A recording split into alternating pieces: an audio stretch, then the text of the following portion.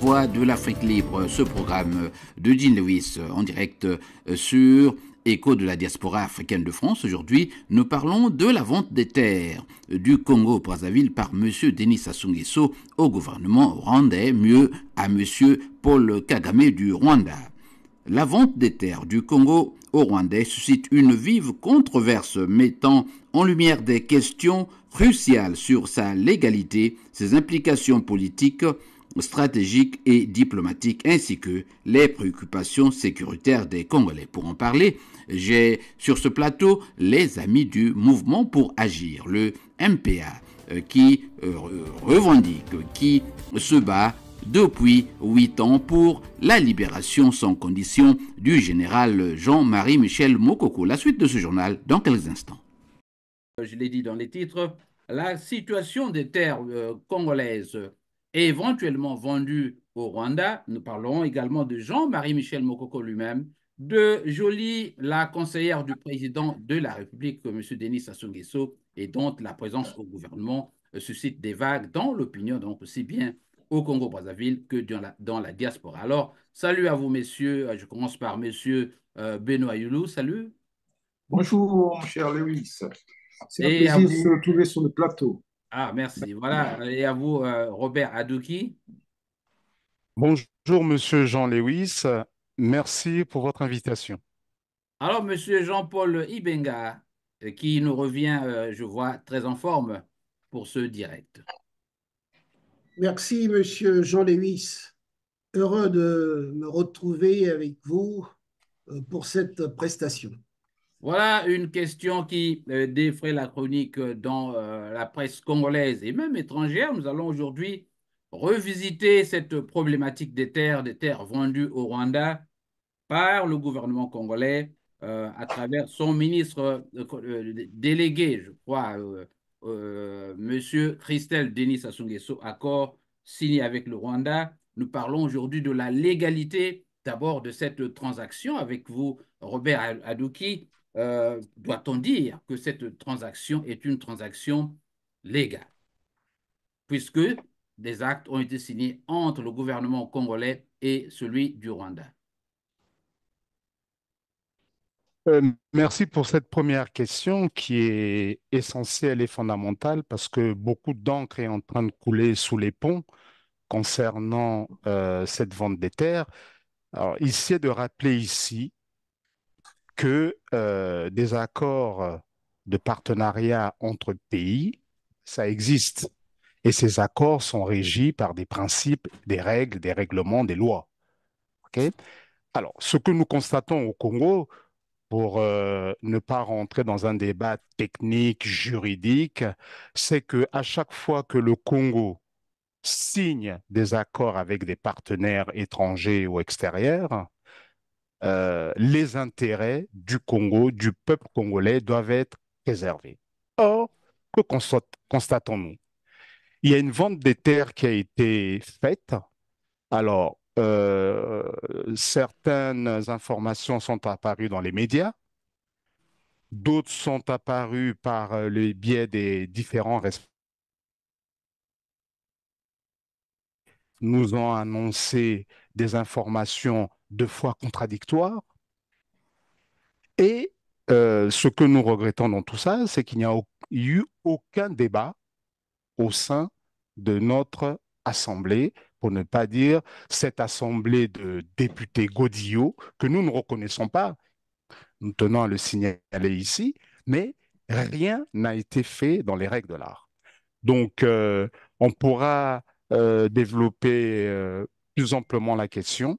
Pour faire simple, ces accords sont anti-constitutionnels. Ces accords ne respectent même pas les lois de la République. Voilà.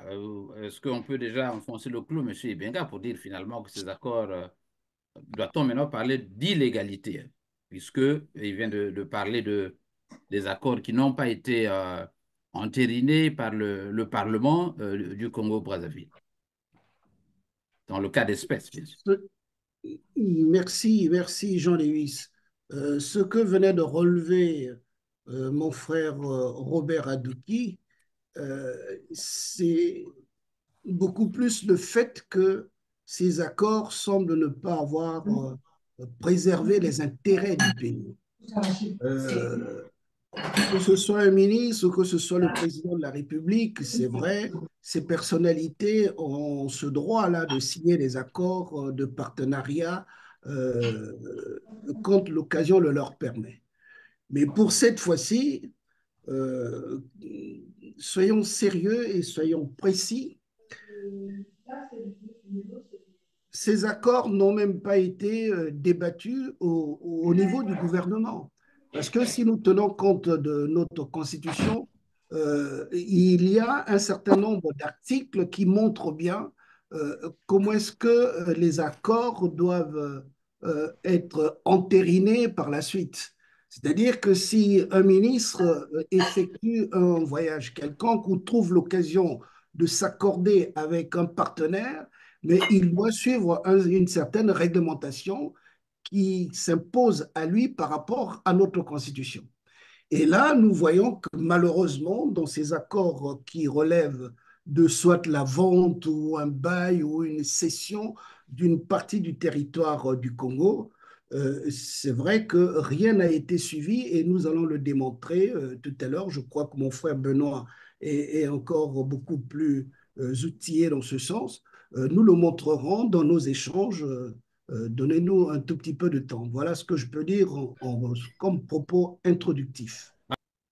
Alors, Monsieur Benoît, je voudrais vous voir réagir sur les deux aspects relevés par Monsieur Benga dans son propos introductif, notamment le fait que ici, dans cette transaction, les intérêts du peuple congolais ne sont pas préservés, mais il y a aussi l'aspect de l'illégalité de la transaction.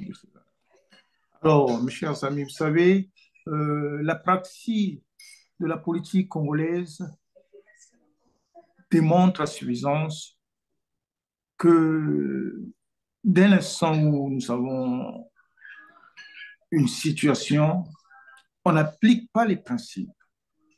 Nous avons une constitution, la norme juridique supérieure. Malheureusement, celle-ci, finalement, n'est qu'un faire-valoir parce que les gens agissent toujours en dépit de bon sens et n'appliquent jamais les textes. Il y a toujours une inadéquation entre les textes et l'application qu'on en fait. Et malheureusement, c'est ce qui fait qu'à ce jour, le Congo est confronté à une situation telle que même ceux qui ont la charge d'aller enregistrer, disons, les contrats avec l'étranger le font en dépit de bon sens. Et c'est ce qui fait que la situation devienne une situation brûlante qui attise des rancœurs, qui fait que les Congolais aujourd'hui sont sur leur garde parce qu'ils savent que ces gens qui ont la charge de la gestion de la chose publique n'assurent pas la protection des intérêts du pays. C'est comme si les intérêts du pays étaient bradés. Nous savons que le fils du président de la République a co-signé des actes portant sur la cession des terres ou alors des entreprises du pays. Mais quand il le fait, parce qu'il en a le pouvoir, mais il faudrait que ceux-ci suivent une certaine procédure en ce sens. Il faudrait que ce soit ratifié par l'Assemblée qui est réunie en congrès. Cette procédure n'a pas été respectée, alors que les pays qui ont consigné ces actes-là disent déjà qu'ils sont propriétaires des terres au Congo. Il y a un problème. Il y a une inadéquation entre ce qui s'est fait et ce qui devait se faire. Voilà pourquoi nous venons justement présenter cette inadéquation pour dénoncer cette pratique Que voulez-vous illégale. dire, Monsieur Benoît, quand vous dites une inadéquation entre ce qui se fait et ce qui devrait être fait?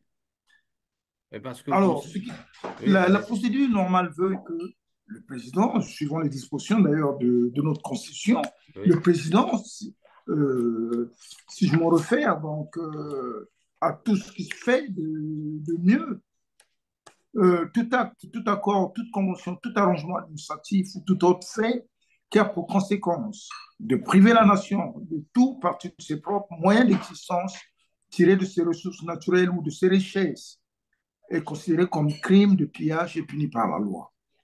Nous appuyons sur ce fait-là parce qu'ils ont engagé la République. Ils ont signé des textes sans pour autant en référer à la loi, sans pour autant se tourner vers le Parlement qui devait ratifier ces textes-là.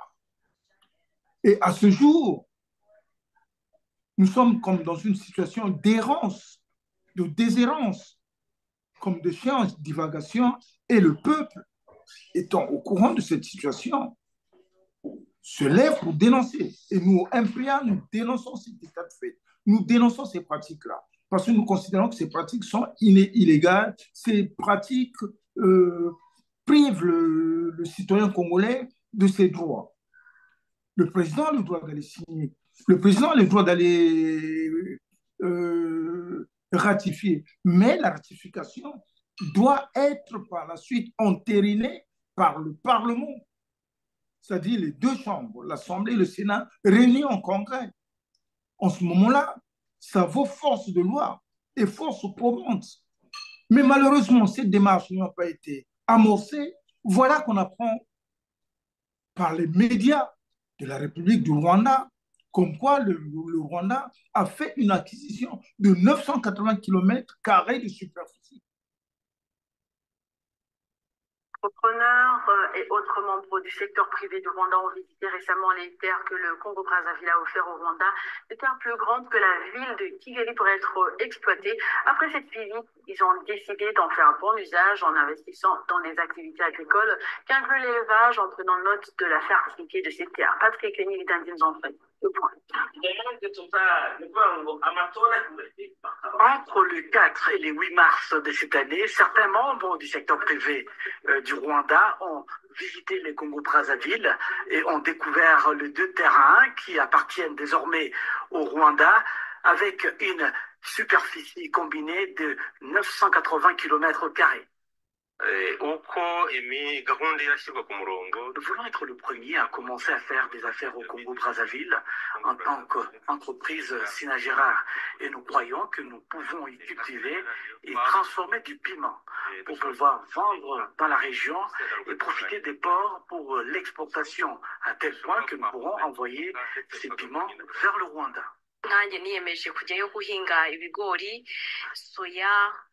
J'ai décidé d'y aller, cultiver du maïs, du soja et des arachides, car le sol y est très fertile. Nous sommes allés sur leur marché et nous avons constaté qu'ils importaient de la nourriture depuis la France et d'autres pays voisins. Nous avons fait une étude de faisabilité et ce projet est désormais en cours. Mais il ne fait aucun doute que le marché est une véritable potentialité. En terre congolaise, mais vous en rendez compte que les droits congolais sont aliénés. Le Congo est pourvu maintenant de ses droits sur ces terres-là qui appartiennent au Rwanda parce qu'il le revendique. Et il y a même des hommes d'affaires qui sont pourvus au Congo pour faire de la prospection sur ces terres-là. C'est assez scandaleux. Il y a outrage. Et il y a même un crime de haute trahison. Dès l'instant où les pans de la superficie du Congo sont désolidarisés du Congo. Nul n'a le droit de brader un pan du territoire national. Il faudrait qu'on nous en donne les explications. Il faudrait qu'on nous en donne les explications. Alors, Monsieur Benoît, dans la suite, nous verrons les conséquences d'un tel comportement. Alors, j'ai entendu beaucoup de mots. Hein. Oui, allez-y, vous pouvez prendre la parole. Si on peut compléter. Allez-y. Pour que le peuple congolais comprenne très bien. Oui. C'est vrai que nous nous reposons sur cette constitution de 2015. Et vous savez bien que cette constitution en 2015, comment est-ce qu'elle s'est imposée aux Congolais? Donc, c'est une constitution qui revient intégralement à ceux qui nous dirigent. Et on voit bien que ceux qui nous dirigent semblent ne pas vouloir l'appliquer ou ne l'appliquent pas. C'est un grand paradoxe inadmissible. C'est comme si on était dans un pays où chacun fait ce qu'il veut. Et je vais revenir sur les articles de cette Constitution, parce qu'on a bien relevé là que ces accords ont été signés par le ministre de la Coopération internationale, donc le fils du président de la République, en présence du président de la République. Et donc, il faut montrer que ce soit le président de la République, que ce soit le fils, ces deux personnalités ne respectent pas la Constitution. Je prendrai bien l'article 218. L'article 218 dit ceci. La loi détermine les accords dispensés de la procédure de ratification. Le président de la République et les présidents des deux chambres du Parlement sont informés de toute négociation tendant à la conclusion d'un accord international non soumis à la ratification. Quand l'accord est international, il faut que le président de la République et le président du Parlement ou des deux chambres doivent être informés. Et nous doutons que ces trois personnalités ont été informées de fond en comble de ce qui s'est passé au sujet de ces accords. Je prends l'article 217. L'article 217 dit ceci. Le président de la République négocie, signe et ratifie les traités et les accords internationaux. La ratification ne peut intervenir qu'après autorisation du Parlement. Après autorisation du Parlement. Donc, si le président avait participé à ces accords-là, il devrait savoir qu'il faut passer par le Parlement pour que ces accords soient acceptés en bonne et due forme. Et nous savons que cela n'a jamais été fait. Et alors, si nous prenons maintenant l'article 219, l'article 219 dit ceci. Nulle cession, nul échange, nulle adjonction du territoire national n'est valable sans le consentement du peuple congolais appelé à se prononcer par voie de référendum. Ça a relevé le frère Benoît Youlou tout à l'heure. Donc, vous voyez que ces accords signés par le fils, assistés par le père, donc le président de la République et son fils, n'ont même pas fait l'objet de ces démarches qui sont exigées par une constitution qui a été taillée à la mesure de ceux qui sont en train de nous diriger. Donc, nous voyons bien que ces accords avec le Rwanda ou avec les autorités politiques du Rwanda se sont établis dans des conditions douteuses et donc sont donc illégaux. Alors, mais nous apprenons de la part, et le frère Benoît l'a relevé, de la part de la télévision rwandaise, oui, des annonces qui montrent que les Rwandais sont contents pour avoir acquis des terres au niveau du Congo-Brazzaville. Donc, ces accords relèvent bien d'une forme soit de vente, soit de bail, soit de cession et autres. Mais tous ces termes-là ne vont pas perturber les Congolais. Nous savons seulement que les Rwandais ont acquis des terres. Quelle que soit la procédure qui a été utilisée, oui, il y a des terres congolaises qui appartiennent au Rwanda et près de 980 kilomètres carrés, donc un grand territoire qui est présenté comme 3 fois la ville de Kigali, une bonne partie du Congo comme ça, qui a été donc remis aux étrangers. Oui. Ils pouvaient être des Rwandais, ils pouvaient être de n'importe quelle nationalité, il n'y a pas de xénophobie, sauf que les Congolais n'ont pas été informés dans cette démarche et c'est déplorable et nous recusons cela. Voilà. L'initiative a été déclenchée par une visite effectuée par le président Paul Kagame au Congo-Brazzaville au mois d'avril, il y a 2 ans. Suite à cette visite, par réciprocité, le président Denis Sassou Nguesso du Congo-Brazzaville avait visité le Rwanda en juillet de l'année suivante. Le monde des affaires au Congo-Brazzaville nous a réservé un accueil chaleureux et s'est dit impatient de travailler avec nous pour satisfaire le marché local, régional et au-delà, à travers le port de ce pays, le reste du monde. Je remercie donc le président de la République d'avoir travaillé et fait en sorte que nous... Monsieur Robert, les Congolais n'ont pas été suffisamment informés sur les détails à ce jour. Personne n'a vu ces contrats. C'est peut-être parce que il y a là en filigrane quelque chose qu'on cache aux Congolais. Nous allons maintenant voir les aspects politiques. C'est justement le caractère opaque de la transaction donne lieu à plusieurs interprétations, entre autres celle de croire que les Rwandais viendront s'installer au Congo. Je voudrais être direct, c'est-à-dire qu'on est en train de faire le lit, par exemple, à l'armée rwandaise pour installer Christelle, donc sa sous-fils, ou encore prendre en tenaille la RDC comme on l'a appris quelque part, c'est-à-dire que qu'il a la guerre à l'est de la RDC, et il y aura donc le Rwanda installé au Congo, partie ouest, et cette RDC sera coincée entre le Congo et le M23. Qu'en dites-vous, notamment sur ces implications? Oui, Monsieur John Lewis, vous êtes un journaliste avisé. Vous avez certainement des sources que vous maîtrisez. Je Nous, parlais au nous, conditionnel, mon cher. absolument. Nous Allez-y. aussi, nous avons euh, des sources que nous essayons d'analyser, hein. Vous savez, toute information est bonne, à condition de la recouper, de la vérifier. Mais dans le cas d'espèce, effectivement, toute l'attention aujourd'hui est focalisée sur les terres. Qu'est-ce qu'on constate? On se rend compte que le Congo-Brazzaville est en réalité une base arrière pour les autorités rwandaises. Parce que, de ce que nous avons compris, c'est que ces accords ne comportent pas que des accords agricoles.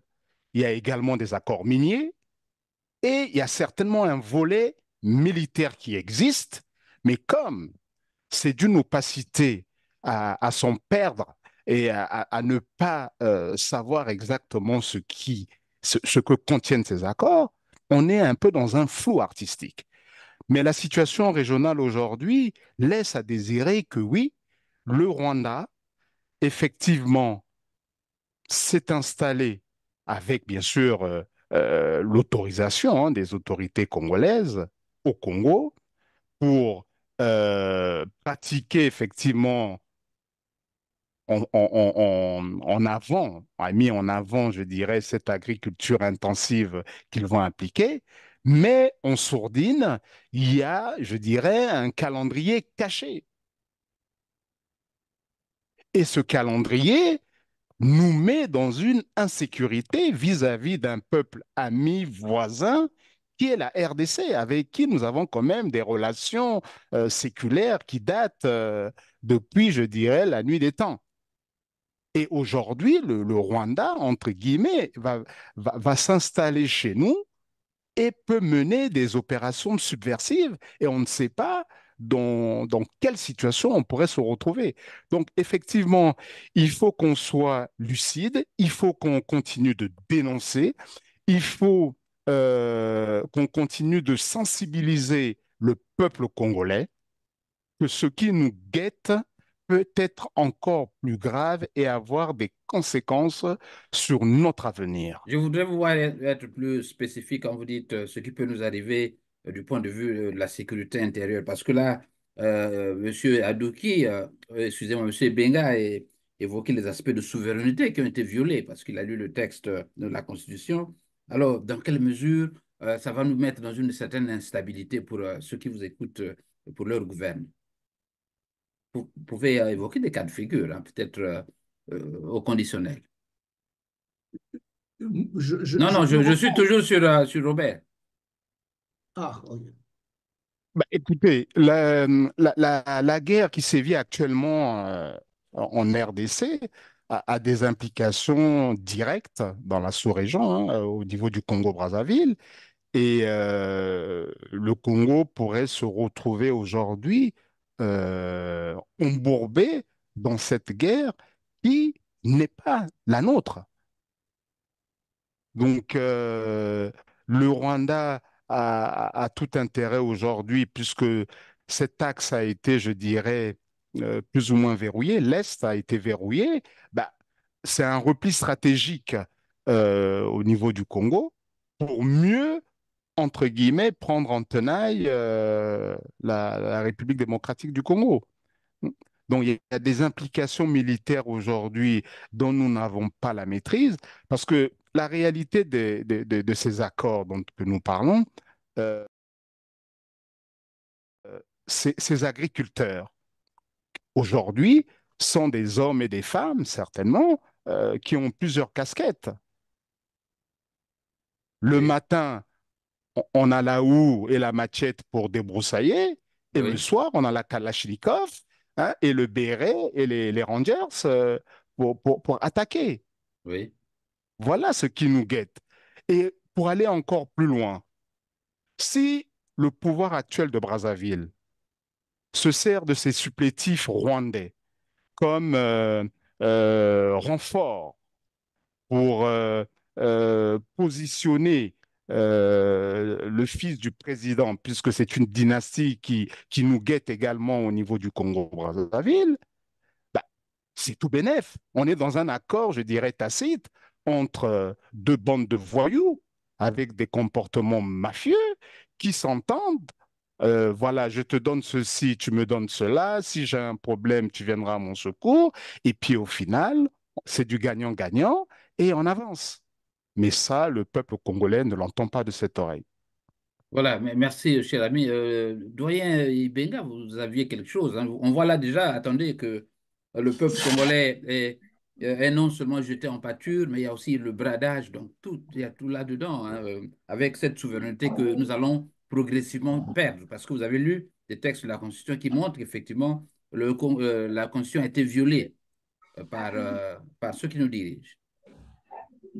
Oui, Les conséquences à court terme, là, je voulais voir insister John là-dessus. Lewis, à Oui. court ou à long terme, il y a des conséquences gravissimes. Ça, il faut qu'on le reconnaisse. Et certains pourront dire que non, ce que nous sommes en train de relever ne sont que des supputations. C'est faux. Ce sont des craintes qui sont légitimes. Vous savez bien qu'en 1994, le Rwanda a connu ce que nous avons tous déploré et au niveau du Congo, nous avons reçu des frères et sœurs qui sont arrivés au Congo et qui ont été reçus comme des exilés, des réfugiés politiques. Il y a du bruit quelque part, hein?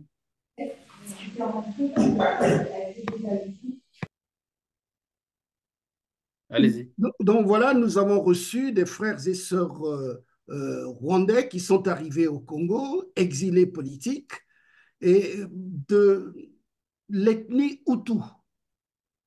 Alors, dans ces accords qui sont presque déjà établis entre les autorités congolaises actuelles et les autorités rwandaises, les autorités congolaises sont en train de traiter avec des Rwandais, mais de l'ethnie Tutsi, qui vont donc se retrouver au Congo sur des terres que ces Rwandais ont acquis. Mais ces Rwandais-là, ceux qui arrivent actuellement, ils seront dans une position un peu de nantis, puisqu'ils viennent travailler, ils vont s'enrichir, alors que leurs compatriotes qui étaient arrivés avant au Congo sont là en train de chercher à s'élever, à se relever de tout ce qu'ils ont connu comme vicissitudes. Nous allons donc entretenir des compatriotes qui sont opposés, mais qui se verront toujours dans des écarts sociaux difficilement acceptables. Donc, nous introduisons de l'insécurité dans notre pays. Les mêmes Rwandais à l'est de la RDC sont en guerre avec les Congolais RDCiens, vous voyez, et le ressenti des RDCiens, qu'est-ce qu'ils se disent? Les Rwandais ou les autorités actuelles du Rwanda qui s'installent au Congo-Brazzaville, ben, ces autorités se rapprochent de nous alors que nous sommes dans des divergences presque diamétralement opposées. Et donc, le ressenti des RDCiens est tout à fait normal. Ils peuvent se dire, ben voilà, le Congo-Brazzaville est en train de nous créer une insécurité. Les autorités du Congo-Brazzaville sont en train de nous créer une insécurité juste à nos portes. Surtout ceux qui sont à Kinshasa, et Kinshasa qui est une ville qui regroupe près de 20 millions d'habitants.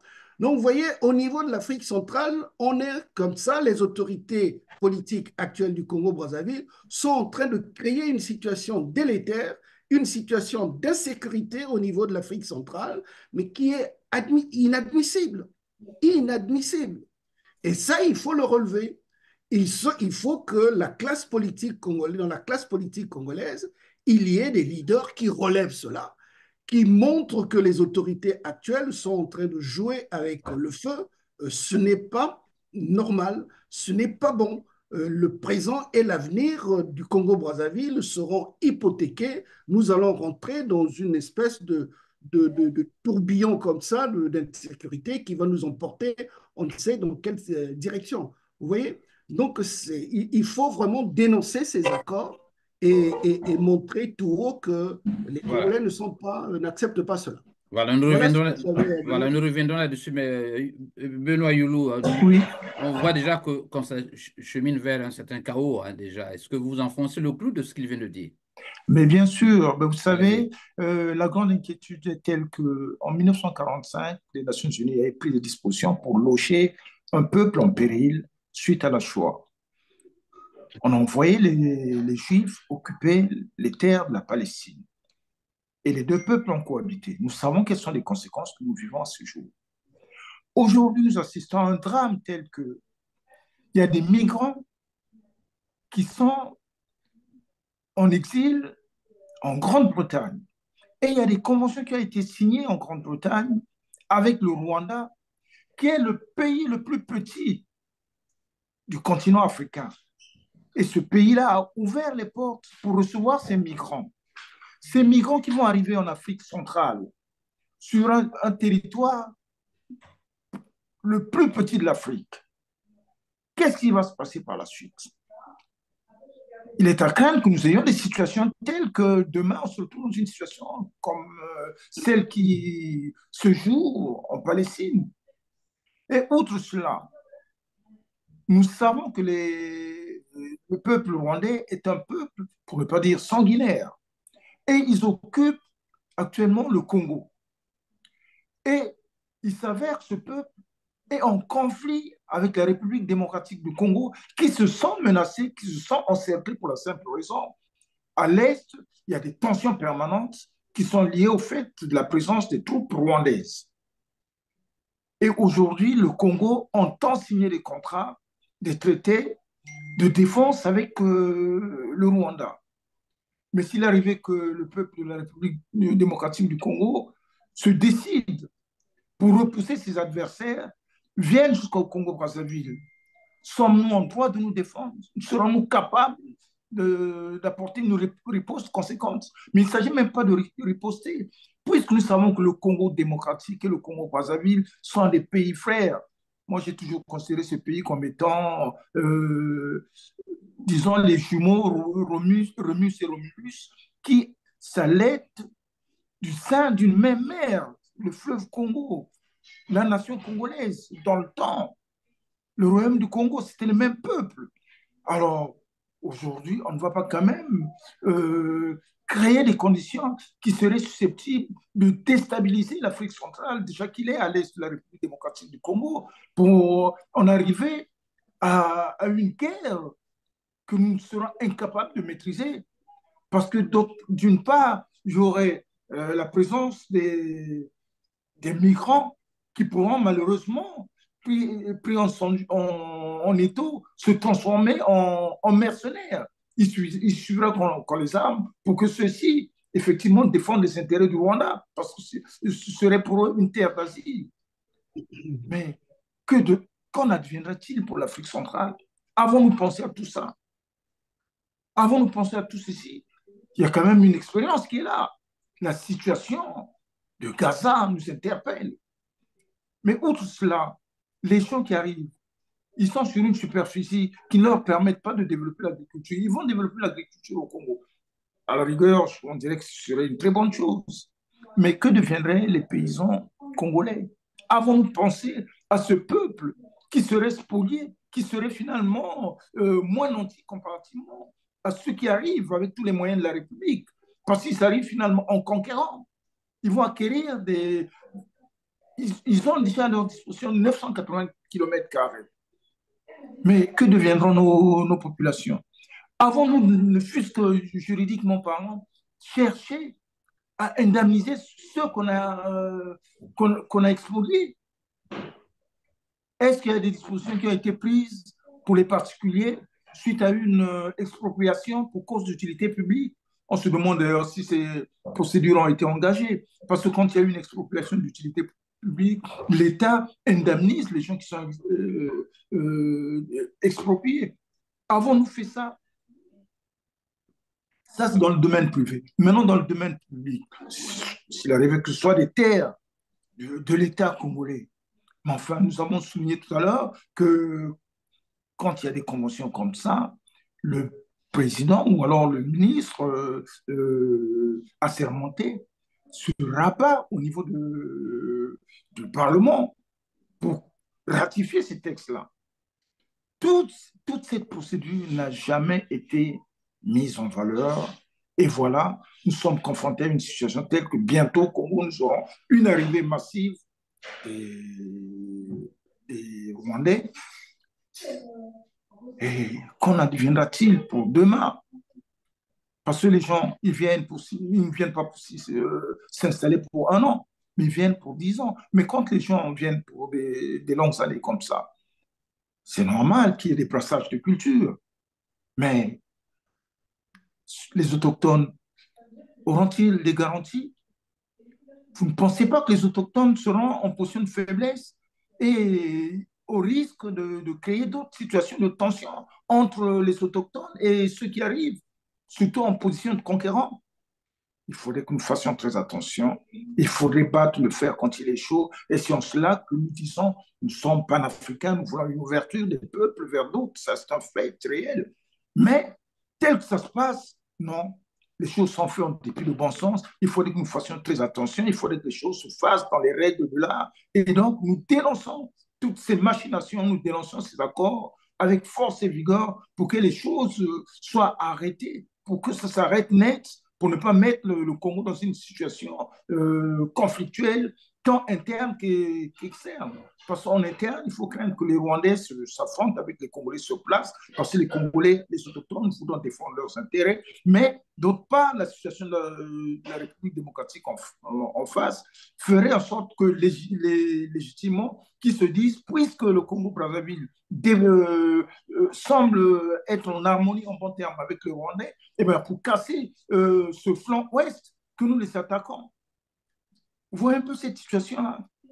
Dénonçons ces accords qui ne sont pas harmonieux. Ces accords sont susceptibles d'embraser l'Afrique centrale et nous devons prévenir cette situation parce que l'homme politique, c'est celui qui prévient. L'homme politique, c'est celui qui a une vision. L'homme politique doit toujours prendre une longueur d'avance par rapport aux citoyens là. Et nous dénonçons ces accords compte tenu de tous ces méfaits que nous voyons arriver. C'est aussi gros comme un camion. Nous devons arrêter ça. Nous dénonçons cet état de fait.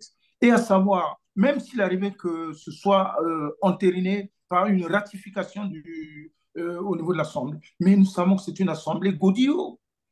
C'est une Assemblée godillot qui serait à la merci de la volonté du président de la République. Mais c'est grave quand nous arrivons à une situation comme celle-là. Donc, nous demandons au peuple congolais de prendre ses responsabilités. Nous demandons à la nation congolaise de dénoncer cet état de fait. Voilà un peu ce que je pouvais ajouter au regard de ce qu'a dit mon cher ami et frère Jean-Paul Ebinga. Voilà, nous allons bientôt sur cet aspect de notre discussion. Robert, vous avez Alors, si vous permettez. Il y a un mot, je suis à vous, oui. Il y a un mot récurrent. Est-ce que vous m'entendez? Oui, très bien, oui. Voilà, très bien. Voilà, il y a un mot récurrent. Dénonçons cet accord. Il a répété 3 ou 4 fois. M. Ibenga est revenu dessus. Mais on croit que l'heure est maintenant à l'action. Est-ce que vous avez, vous, en tant que... Donc, je m'adresse à vous, M. Robert, homme politique, déjà envisagé des stratégies pour barrer cette route-là, Sassou, l'arrêter dans cette furie de vendre le Congo On a parlé également de haute trahison, hein. C'est le mot, je ne sais pas si c'est risqué quand je sais que la Constitution elle-même a déjà été violée. Alors, c'est à vous, Monsieur Hum, Robert. hum, Quelles sont les mesures urgentes, pratiques, pragmatiques, j'allais dire, que vous allez initier au MPA pour faire en sorte que tout cela s'arrête? hum. Absolument, absolument. Nous réfléchissons, vous savez, après l'émotion, le constat, il faut passer à une phase d'action. Je vais rebondir rapidement sur ce que vient de dire Monsieur Youlou. Monsieur Sassou a raté encore une occasion depuis son long règne depuis 40 ans de rentrer peut-être dans l'histoire du Congo. Voilà que récemment, en 2024, il a décrété 2024 année de la jeunesse. On a parlé d'insécurité. Voilà une jeunesse qui est encore, une fois de plus, mise à mal. Quel est ce travail que les Rwandais vont faire, que les Congolais ne peuvent pas faire? Est-ce que vous vous rendez compte de l'humiliation que ça représente? En signant de tels accords, oui, ça aurait pu absorber tout le chômage de ces jeunes qui traînent, qui se transforment aujourd'hui en bandits. Les images de la jeunesse que nous voyons aujourd'hui est déplorable.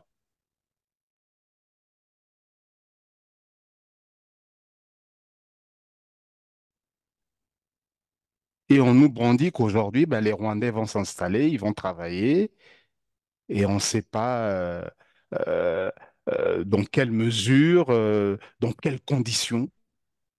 C'est déplorable. Et quand on regarde les expériences dans les pays aux alentours, hein, pas plus loin qu'au Gabon, il y en a qui, à peine arrivés, montrent et démontrent en la volonté de changer les choses, de donner du travail aux gens, d'émanciper le peuple. Mais au Congo, on est là à tourner en rond et c'est vraiment déplorable. Au vu de tous ces constats, forcément qu'il faut engager des actions, il faut mener des actions. Nous organisons avec d'autres camarades, nous discutons, nous mettons en place des stratégies que je vais m'abstenir de développer sur ce plateau parce que ce n'est pas le lieu approprié, mais nous devons mener des actions sur le terrain parce que c'est là où ça se passe. Nous devons être entendus. Et le fait de passer sur votre chaîne l'écho de la diaspora de France, ben, j'espère que ça fera un écho jusqu'au niveau de nos autorités. C'est le but. Nous comptons également sur vous, hommes des médias, hommes de la presse, pour relayer notre message, pour qu'on soit entendu et que les autorités également françaises qui sont ici, qui ont une oreille très attentive vers notre pays, nous écoutent également. Il faudrait que tout ça s'arrête un jour. Et je pense que la transition va être toute trouvée parce que il faudrait qu'à un moment, la situation intérieure du Congo se décrispe pour qu'on retrouve, je dirais, un apaisement dans tout ça. Un pays où il y a des prisonniers politiques, un pays où il y a des crimes, un pays où il y a des meurtres, un pays où il y a des chômeurs, un pays où il n'y a pas la quiétude, il n'y a pas le bien-être. Comment voulez-vous vivre en paix? Et tous les jours, on nous clame la paix, la paix, la paix. Qui clame la paix, mais prépare la guerre. Voilà ce qu'on nous prépare, voilà ce qu'on nous sert. La peur, la guerre, mais il faut que ça s'arrête. Et moi, j'en appelle aux autorités aujourd'hui de négocier pendant qu'il est encore temps.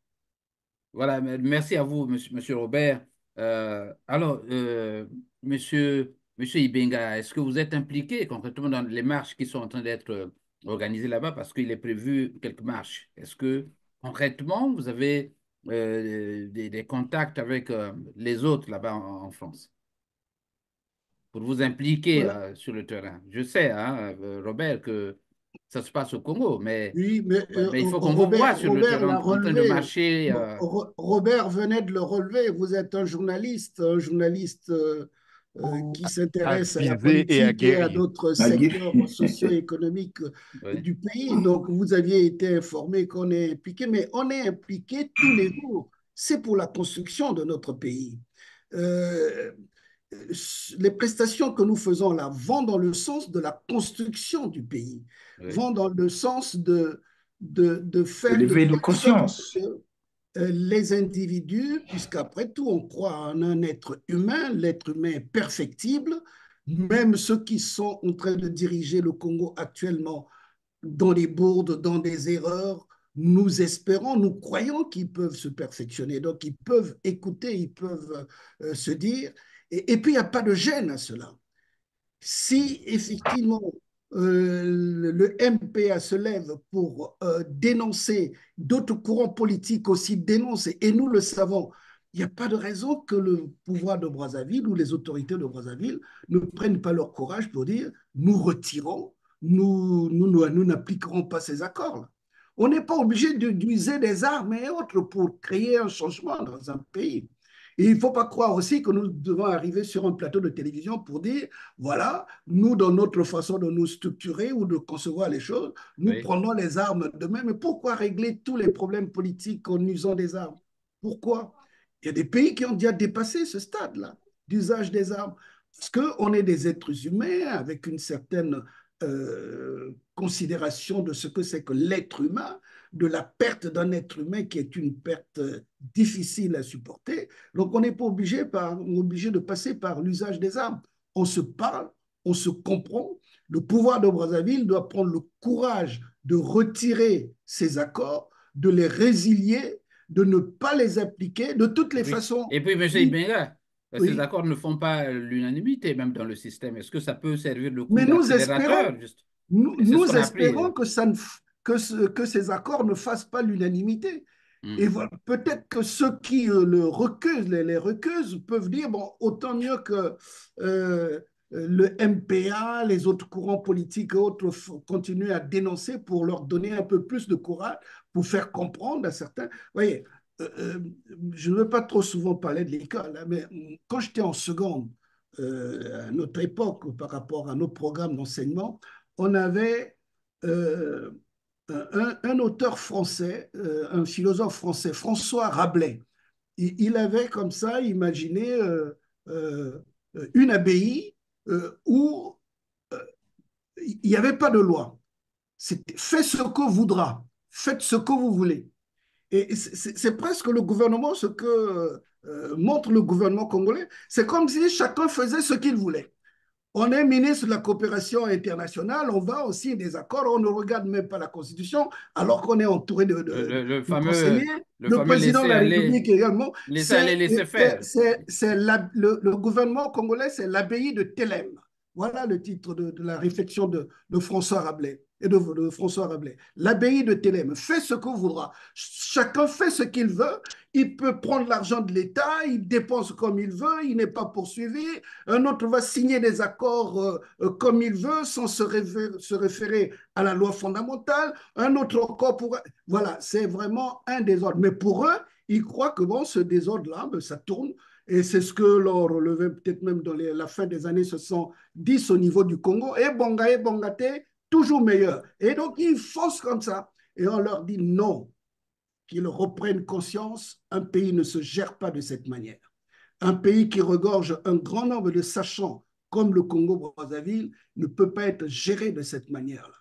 Donc, il faut qu'on s'entende, il faut qu'on s'écoute et il faut qu'on essaie de tirer le maximum de notre essence, de nos capacités, pour que très vite, on ait un bien-être sur tous les plans, social, économique, politique, tout ce que vous voulez. Et c'est possible, pourquoi pas. Donc voilà ce qu'il faut demander. Il faut demander aux gouvernants du Congo de ne plus considérer ces accords-là, qui présentent des excuses à nos frères Rwanda. du Rwanda.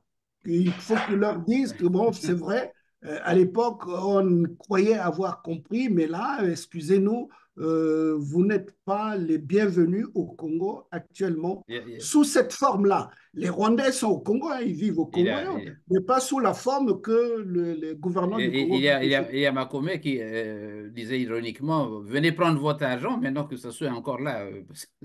Si le gouvernement congolais a touché de l'argent, effectivement, qu'on leur rende leur argent et puis on n'en parle plus. Voilà. Tout simplement. Qu'on entretienne des relations fraternelles, de bon voisinage, voilà. de liberté de circuler en Afrique. C'est pas moi. Ce qui peut être encore plus dramatique, c'est que les Rwandais reconnaissent, on l'a suivi hein, à la télévision rwandaise, ils reconnaissent qu'ils ont des terres au Congo, des terres acquises au Congo. Oui. Qu'ils sont devenus le plan administratif, cela n'est même pas, ce n'est pas encore un acquis. C'est comme si vous vendez une parcelle à quelqu'un, mais vous ne lui donnez pas le permis d'occuper. C'est presque ce que les autorités congolaises font aux Rwandais. Ils leur disent que vous avez des terres, mais ils n'auront pas délivré le permis d'occuper puisqu'il n'y a rien, la démarche administrative. Mais attention, ils sont revenus pour finaliser la fameuse transaction puisqu'ils disent qu'ils sont vraiment heureux ils ont pris bonne note de la fertilité de ces terres et qu'ils ont été même bien reçus et que ces milieux d'affaires congolais veulent les voir repartir aussitôt, commencer à exploiter ces terres. Cela veut dire qu'il n'y a plus d'obstacle à la prise de possession du terrain comme tel. Oui, mais ils prennent possession, c'est comme si tu partais construire une maison dans une parcelle dont tu n'as pas le permis d'occuper. Donc, à tout moment, tu peux perdre tout. C'est ce que les Rwandais... Moi, j'ai des amis Rwandais bien sûr que oui. Qui disent, mais il ne faut pas que les autorités congolaises nous trompent, s'hasardent à nous tromper. Ah bon? Ben, écoutez, mais on vient de le démontrer, là. Administrativement, les autorités congolaises n'ont pas suivi la démarche nécessaire qu'il faut pour que, effectivement, ces terres reviennent comme il se doit aux Rwandais. Aux Rwandais. Oui. Donc, les Rwandais croient être en possession de quelque chose alors qu'au fond, il n'y a rien. Vous voyez, doyen Ibenda, oui. Au sortir donc de ces négociations, entre guillemets, pour conclure, ils n'ont pas utilisé l'antenne de Télé Congo, le plateau de Télé Congo pour en parler, mais l'ont fait chez eux au Rwanda. Alors, est-ce que c'était arrangé par le gouvernement congolais pour éviter de faire exploser la bombe sur place au pays? C'est une question qui me paraît... Vous ne pouvez pas être possesseur d'un bien tout en n'étant pas sûr. Pas sûr. Et le frère Robert l'a relevé, ces accords entretiennent un flou. Et quand il y a du flou, il y a un loup. Et quand il y a un loup dedans, mais tout est dangereux, là. Oui, tout est dangereux.